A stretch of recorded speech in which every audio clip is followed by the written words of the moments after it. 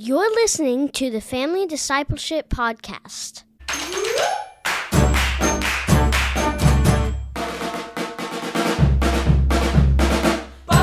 Welcome to the Family Discipleship Podcast. We're here to equip and encourage Christian parents to lead their families, and we are now posting every other Monday all year long, and every once in a while between those two Monday full-length episodes, we are putting out a 10 to 15-minute one-question episode where all we do is address one question. Today, it's not just me, Adam Griffin, but I'm here with my wife, Chelsea Griffin. How you doing, Chelsea? Hello, I'm well. Are you well? You're sitting in a portable sauna. You look Well, it was cloudy today. Well, you look comfortable. You look ready. The question we're going to cover in brief today is about work-life balance. People ask us that a lot. We're going to pose the question like this. Are we giving our best to work and our leftovers to our family? Are we giving our best to work and our leftovers to our family? We'll hear this a lot. Sometimes we hear it posed like one spouse against the other. Like, I feel like my husband's just giving us our leftovers, but he gives his best at work. Chelsea, what do you think when we talk about work, life, balance, leftovers at home, best work somewhere else? What comes to mind for you? Well, I think the stakes seem so much higher at our workplaces. There's real expectations and real consequences. And of course, the reality is that the Lord has asked us to teach our children diligently and to share our faith with the next generation. The Lord has expectations for us also. Good. And there certainly are consequences for failing to impart our faith to the next generation, or for failing to disciple, for failing to teach our children the wisdom of how to apply God's word, to live in God's world, to stay on the narrow path. There are, of course, wild consequences to not giving that our best. But work, I think, creates that tyranny of the urgent, right? If I don't show up to work, it's going to be a big deal. At my work, that's a huge deal.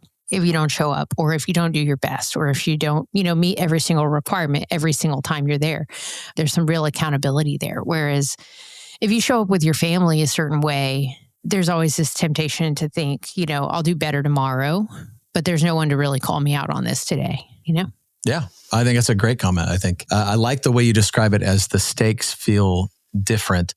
Sometimes people will say, my family comes first, faith, family, then my work and everything else. But really the way it usually works out functionally, right, is that my family would come first if my family was on fire.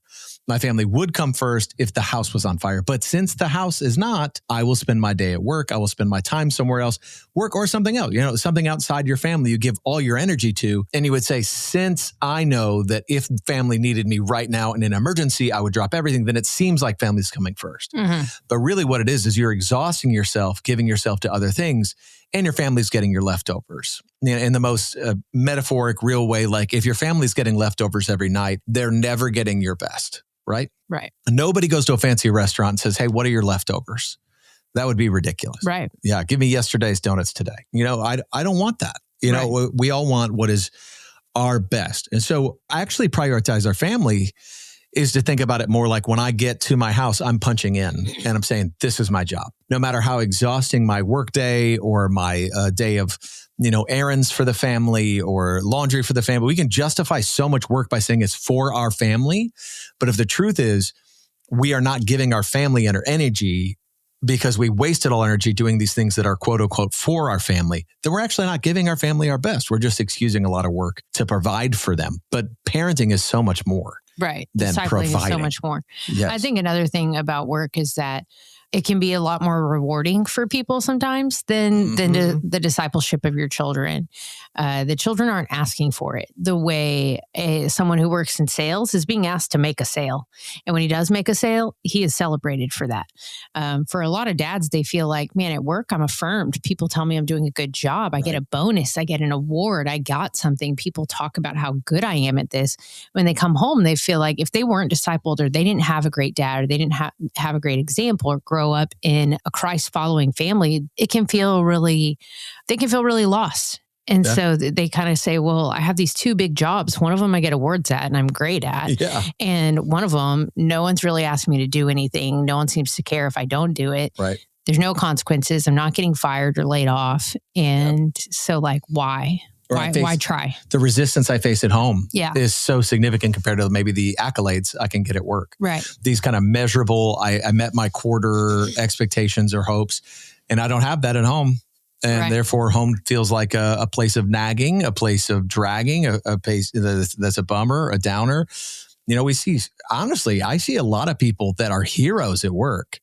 And then their family's going, hey, I just wish you would lead. I just wish you would engage.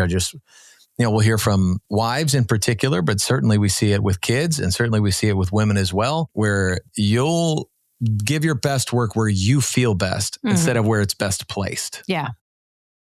Chelsea, what is that like for you? If you came home, you come home off an exhausting 12-hour day, and we're like, hey, we got to disciple our kids. Just go, you know what? It's been a long day. I'll disciple them tomorrow. How do you handle that moment personally? I would say that's very tempting for sure. I feel very overstimulated at my work. There's a lot of noise and a lot of things like beeping and alarming, and that can make me feel an intense desire for things to be quiet. So then, human engagement doesn't always sound best. But I think a couple things that we have to remember is that obedience leads to joy. We need to take the call of God seriously in our life, and that God calls people not just even, but it seems like especially when they're not really good at things. That's right. There's a lot of people that God calls to do a thing. And Moses goes, hey, I'm not going to be good at what you asked me to do. And God doesn't go, oh, you know what? Good point. He goes, yeah, that's true. I'm going to send somebody with you. Yeah. And you see this call from Christ. It's just this, hey, do it anyways. I know you guys are fishermen. I know that that's your family business. I'm saying come and do something else with me now. Without really a promise that it's going to be easy or you're going to like it or it's going to be rewarding. But we have to train our hearts to seek different rewards than that. It is tempting if we have a great job to feel rewarded or affirmed there. But that's so dangerous because we're going to be crushed if that's taken away, if we're placing our hope there. We've got to put our hope in our identity in Christ and say, I am called. I am a person who is called to a very high calling. Yes. I have an important job, and the Lord expects a lot of me, and the Lord holds me accountable. And we don't have to assume either that leading our families will be miserable, because sometimes you and I interact with families a lot. And like when we say that we study the Bible every day with our kids, a question we've gotten a lot lately is, well, how do you prevent them from resenting you? Right. I actually would love to do a whole one of these 10-minute episodes on that. Oh, okay. Maybe we'll do that next. Okay. Just kind of an interesting assumption, I guess, is that it's complete drudgery to have meaningful conversations with our kids. Right. It's really, in our house, it's not. I'm not in anybody else's house, but it's just a fun part of everyday life. It's not. It's not like lecture style. Right? No, it's not like we're putting our kids through seminary when they're 5 years old or something. We're having a good time. We're telling good stories. We're asking good questions. We're laughing with each other. I don't know. It's not prison like. You're right. So yeah, it's not a total bummer. Yeah, I love what you're saying, and I do think it is a light in a dark place. I was just thinking about how I spent some time talking with our Eastside church staff yesterday, about Joshua being called to follow Moses and him going, well, I'm no, probably in his heart going, I'm no Moses. Yeah. And God doesn't go, you know what, you're going to be better. He just says, you have nothing to fear because I'm with you. Yeah. I'm with you and I'll never leave you or forsake you. And we talked about Paul and Timothy and how what Paul calls Timothy to and what Moses calls Joshua to is to remember their commissioning. Remember that God asked you to do this. And since he's going to do it with you, you have nothing to fear. Yeah. And I love what you talked about too. It reminded me of 1 Timothy chapter 4, verse 15, where Paul calls Timothy to take note of the opportunity he has to both practice and to progress. He doesn't say, hey, you got this. You've already arrived. But he says, you have an opportunity to practice and progress. And in that same chapter, he's talking about, so set an example for these people. Remember the laying of hands. In other words, the commissioning you have to do the job God has called you to do, that he equips you for it. And let's practice and progress. And that would be a great thing for parents to consider is if you're struggling, like if you're going, I'm at work and I feel guilty, I'm not at home, and I'm at home and I feel guilty, I'm not at work, and you just cannot give yourself a break, or you come home exhausted at the end of every day, there might be some new boundaries you need to place, but it also might be a reordering of loves to say, I want my best energy to go to my family. And I don't think it would take much more energy, much more creativity in most homes to do something a lot better. If your boss asked you to do something at work, you would make sure you did it. Well, here's the Lord who's commissioned you to do something. Sit down and think about how we're going to do it. Sit down with your family, sit down with your spouse if you're married and say, hey, how do you want to lead?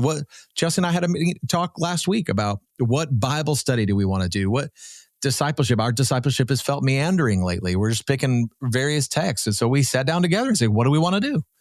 And that would be a good opportunity to do next. As you're having trouble between work and home, maybe treat home a little bit more like it is your job in the sense of it's your commissioning. Let's give it our best. Yeah.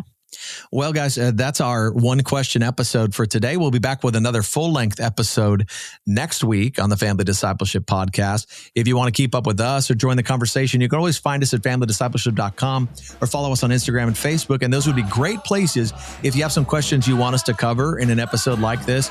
Shoot us a question on the contact form on familydiscipleship.com or DM us on Instagram or Facebook or comment on the post for this episode when it comes out.